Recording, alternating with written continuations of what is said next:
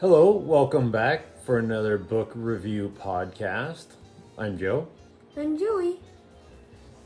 And this is Tango? What? Where's Duck? Give me candy! Tango, get out of here. Tango, stop causing trouble. Here's Duck. All right, thank goodness. All right, ducks. Are you ready, Duck?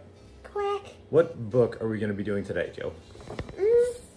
This book, it's called My Side of the Mountain by Jean Craighead George. I think that's how it's pronounced.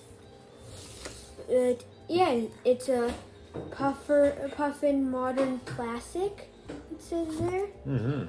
And a Newbery Honor book. Do you want to read part of it, and then we'll talk about it? Yeah. The first chapter is called I Hole Up in a Snowstorm. Here's a table of contents. But the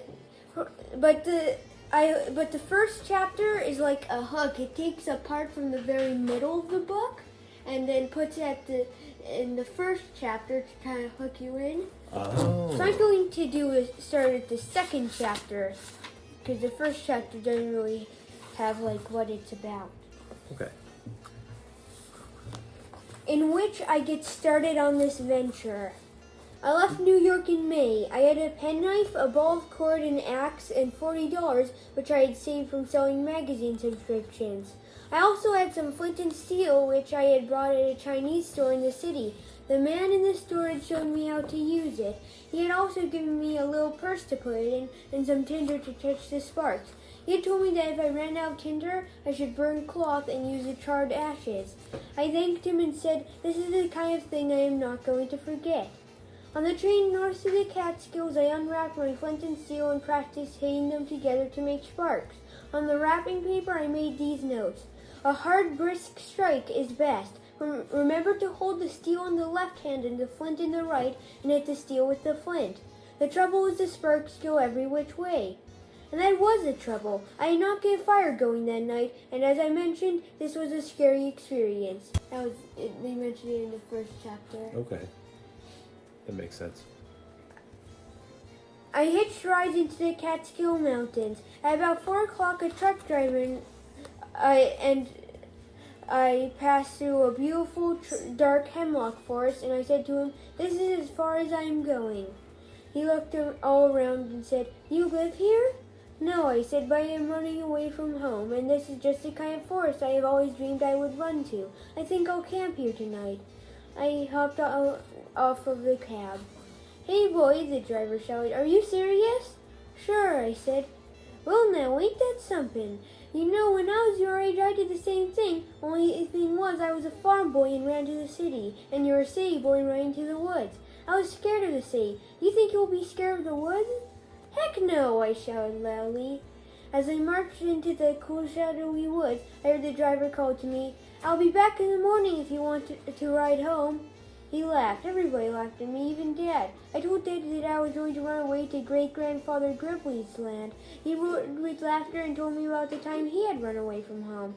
He got on a boat headed for Singapore, but when the whistle blew for departure, he was down on the gangplank and home in bed before anybody knew he was gone. They told me, "Sure, go try it. Every boy should try it." I must have walked a mile into the woods until I found a stream. It was a clear, athletic stream that rushed and ran and jumped and splashed. Ferns grew along its bank, and its rocks were upholstered with moss. I sat down, smelled the piney air, and took out my penknife. I cut off a green twig and began to whittle. I have always been good at whittling. I carved a ship once that my teacher exhibited for parents' night at school. So here's a picture of what he's whittling. First, I whittled an angle on one end of the twig. Then I cut a smaller twig and sharpened it to a point. I whittled an angle on that twig and bound the two angles face to face with a strip of green bark. It was supposed to be a fish hook. According to a book on how to survive on the land that I read in the New York Public Library, this was the way to make your own hook. They dug for worms. I had hardly chopped the moss away with my axe before I hit frost. It now occurred to me that there would be frost in the ground in May, but then I had not been on a mountain before. This did worry me because I was depending on fish to keep me alive until I got to my great-grandfather's mountain, where I was going to make traps and catch game. I looked into the stream to see what else I could eat, and as I did, my hand knocked one log apart. I remembered about old logs and all the sleeping stages of insects that are in it. I chopped away until I found a cold white grub. I swiftly tied a string to my hook, put the grub on, and walked up to the stream looking for a good place to fish. All the manuals I had read were very emphatic about where fish lived, so I had memorized this. In streams, fish usually congregate in pools and deep calm water. The heads of riffles, small rapids, the tail of a pool, eddies below rocks or logs, deep undercut banks, in the shade of overhanging bushes are all very likely places to fish. The stream did not seem to have any calm water, and I must have walked 1,000 miles before I found a pool by a deep undercut bank in the shade of overhanging bushes. Actually, it wasn't that far. It just seemed that way because as I went looking and finding nothing, I was sure I was going to starve to death. I squatted on this bank and dropped in my line. I did so want to catch a fish. One fish would set me upon my way because I had read how much you can learn from one fish. By examining the contents of its stomach, you can find what the other fish are eating, or you can use the internal organs as bait. The grub went down to the bottom of the stream. It rolled around and hung still. Suddenly the string came to life and rode back and forth around in a circle. I pulled with a powerful jerk. The hook came apart, and whatever I had went circling back into its bed. Well, that almost made me cry. My bait was drawn, my hook was broken, and I was getting cold, frightened, and mad. I whittled another hook, but this time I cheated and used string to wind it together instead of bark. I walked back to the log and luckily found another grub. I hurried to the pool and I flipped a trout out of the water before I knew I had a bite. The fish flopped and I threw my whole body over it. I could not bear to think of it flopping itself back into the stream. I cleaned it like I had seen the man at the fish market do, examined its stomach, and found it empty. This horrified me. What I didn't know was that an empty stomach means the fish are hungry and will eat about anything. However, I thought at the time that I was a goner. Sadly, I put some of the internal organs on my hook, and before I could get my line to the bottom, I had another bite. I lost that one, but got the next one. I stopped when I had 5 nice little trout and looked around for a place to build a camp and make a fire. It wasn't hard to find a prey spot along that stream. I selected a place beside a mossy rock in a circle of hemlocks. I decided to make a bed before I cooked. I cut off some boughs from a mattress, then I leaned some dead limbs against the boulder and covered them with hemlock limbs. This made kind of a tent. I crawled in, lay down, and felt alone and secret and very excited.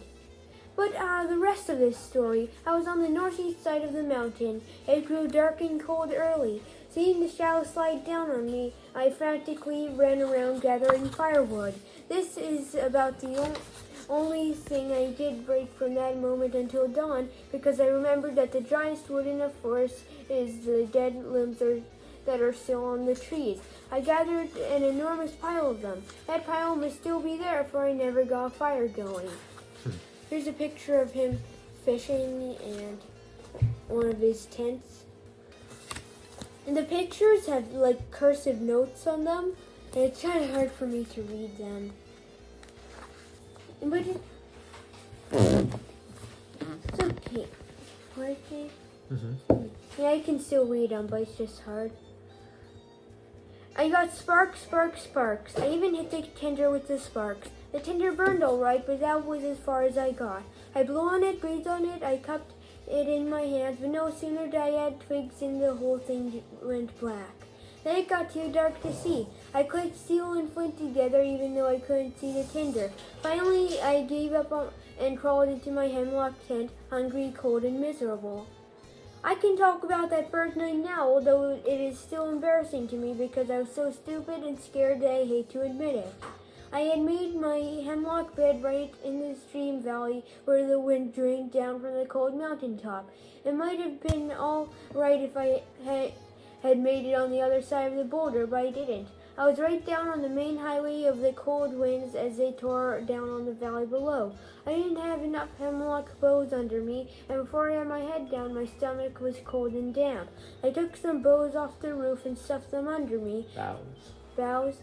And then my shoulders were cold. I curled up in a ball and was almost asleep when a whippoorwill called. If you have ever been within 40 feet of a whippoorwill, you will understand why I couldn't even shut my eyes. They're deafening. Well, anyway, the whole night went like that. I don't think I slept 15 minutes, and I was so scared and tired that my throat was dry. I wanted a drink, but didn't dare to go near the stream for fear of making a misstep and falling in and getting wet. So I sat tight and shivered and shook, and now I am able to say I cried a little tiny bit. Fortunately, the sun has a wonderfully glorious habit of rising every morning. When the sky lightened, when the birds awoke, I knew I would never again see anything so splendid as a round red sun coming up over the earth.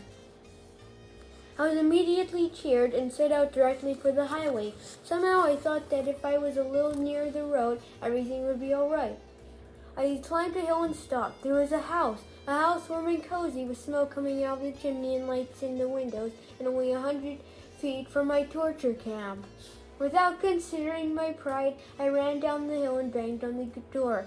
A nice old man answered. I told him everything in one long sentence and then said, "And so can I cook my fish here because I haven't eaten in years?" He chuckled, stroked his whiskery face, and took the fish. He had them cooking in a pan before I knew what his name was. When I asked him, he said Bill something, but I never heard his last name because I fell asleep in his rocking chair that was pulled up beside his big, hot, glorious wood stove in the kitchen. I ate the fish some hours later, also some bread, jelly, oatmeal, and cream. Then he said to me, "Sam Gribley, if you are going to run off and live in the woods, you better learn how to make a fire. Come with me." We spent the afternoon practicing. I penciled these notes on the back of a scrap paper so I wouldn't forget. When the tinder glows, keep blowing and add fine dry needles one by one, and keep blowing steadily, lightly, and evenly. Add 1-inch dry twigs to the needles and then give her a good big handful of small dry stuff. Keep blowing. And that's the end of the chapter. Oh. The chapters are kind of long, some of them, but they're really neat. Like, every chapter, he'll talk about, what different plants taste like and stuff. That's cool. You can kind of see what he's thinking, right? Mm-hmm. And how he's making sense and how he's learning about things. Yeah. And he'll make notes a lot. That's cool. Mm-hmm. Wow. I've never read this book before, but you told me about it while you were reading it. Yeah. You really liked it, right? Yeah, it was fun. I like that kind of book. Yeah, I don't know if I've read other books that are like that. It's the point of view from inside of his brain and how he's thinking about it. That's really neat. Yeah. So, what was your favorite part about this book? I like a lot of it. I like how, he, forages and, finds out, what foods are edible by... Forages. Yeah. Like to find things. By, watching the animals eat. And he, sets different traps and uses, leaves for boiling and lots of stuff. Yeah, that's really cool. And later, you can sort of see on the cover, he actually makes friends with a peregrine falcon. Oh, wow. Daddy. It's the fastest bird, right? And, yeah, has a hunt for him. Wow, that's really cool. And he learned all of this in reading books in the library? Yeah. He sometimes, gets, hints, goes down to Delhi and gets books from the library. Like he researched about the falcons. Oh, that's really cool. So, obviously, you really like this book. Yeah, I just listening to that one chapter. It really got me interested in finding out what happens. Yeah, the reason he went away is that, like, it says this in the first chapter, is that he's really unhappy because he has this nice, cozy apartment building, like an apartment, but the only problem about it is that there's 8 of them living in it. Oh my gosh! He has like So a no ton space. of siblings, Wow, and nobody likes it. it's really, I bet crowded. Yeah, And very loud crowded and busy. loud and busy. Very, very. So, who do you think you would recommend this book for? Who would like this book?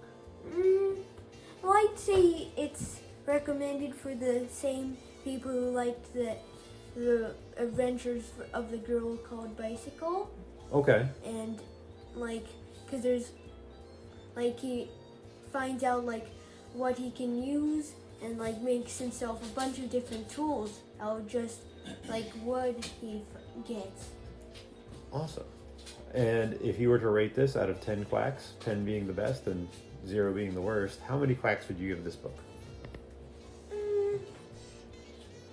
I'd give it an 8.8. Wow, that's really high. This is one of your favorites, huh? Yeah, and it has a bit of a strange ending. Okay. Well, we don't want to spoil it for anybody, so Yeah, we'll. and it's actually it's in a trilogy. Really? Yeah, Oh yeah, there's we two. were. Yeah, I'm trying to get the second book called The Far Side of the Mountain. Right. I didn't realize it, but yeah, we started looking for that today. Hopefully, we'll find it. Yeah, and I believe after that there's Frightful's Mountain. Frightful's the name of the falcon, I believe. Oh, neat. Oh, and this is a Newberry book. Yeah. Awesome.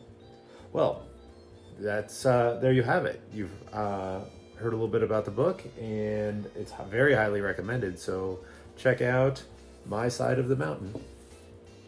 Would you wrap it up now? Yeah. Cool. Thanks for watching. Bye.